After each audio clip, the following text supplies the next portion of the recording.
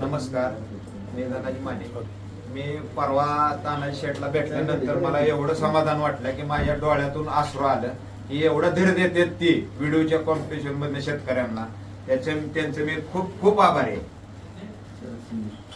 साधारणतः असं आता शेठ जे आहे ते शेतकरी कुटुंबातले आहेत. आपण सर्व शेतकरी आहोत आणि शेतकऱ्यांची नाळ कुठेतरी आपली आहे ना. आपलं एक कर्तव्य बनतं की आपण शेतीच्या शेतकऱ्याच्या घरातून आलेलो आहे आणि शेतकऱ्यांच्या व्यथा, त्यांची कष्ट, त्यांच्या अडचणी, त्यांच्या सगळ्या गोष्टी आपल्याला स्वतःला माहिती असल्यामुळे आपण हाडाचे शेतकरी आहे आणि पहिल्यांदा आपण शेतकरी आहे. त्यामुळे त्या मालाला जे आपण क्वालिटी आणण्यासाठी किंवा ते उत्पादन पिकवण्यासाठी किती कष्ट, किती वेदना, किती गोष्टी त्याग करावा लागतो हे आपल्याला त्या ठिकाणी माहिती असल्यामुळे आणि शेठ स्वतः त्या गोष्टी पहिल्यापासून आमच्यावरती सर्व टीमवरती प्रत्येक जण हा केडीचा उदय म्हणून मला काम करायच्या जबाबदारीने त्यांनी जे संस्कार केले आहेत, त्यांनी जी सिस्टीम महाराष्ट्रामध्ये उभी केली आहे, सोशल मीडियाच्या माध्यमातून इंस्टाग्राम असेल, युट्यूब असेल, त्याच्यामध्ये माध्यमातून लाखो शेतकऱ्यांपर्यंत त्यांनी ती एक चळवळ हातामध्ये घेऊन ती पोहोचवलेली आहे. आणि प्रत्येक शेतकऱ्याला एक आपलं कर्तव्य बनतं की आपण शेतकऱ्याचा पुत्र असल्यामुळे आपल्याला शेतकऱ्याला जागरूक ठेवायचं आणि त्यांचा जास्तीत जास्त कसा चांगला फायदा करता येईल, वेळेनुसार त्या हिशोबाने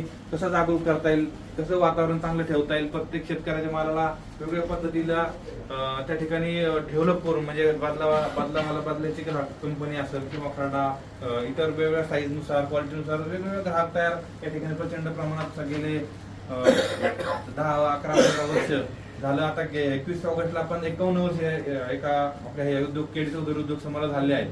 त्याच्या मागे प्रचंड मेहनत, प्रचंड शेतकऱ्यांचा सुद्धा त्याग, मेहनत, विश्वास, कष्ट आणि भरोसा ठेवून त्याच्यावरती एक श्रद्धा ठेवून आपण त्या ठिकाणी चांगल्या प्रामाणिकपणे शेतकऱ्यांना काम देण्याचं, न्याय देण्याचं काम शेठ करतात आणि करत आलेत आणि इथून पुढे आम्ही त्यांच्या मार्गदर्शनासाठी नक्कीच करत राहू. तुम्ही अशा पद्धतीने आम्हाला विश्वास, प्रेम देता, आशीर्वाद देता, त्याबद्दल मी त्यांच्या वतीने तुमचा आभार मानतो. धन्यवाद.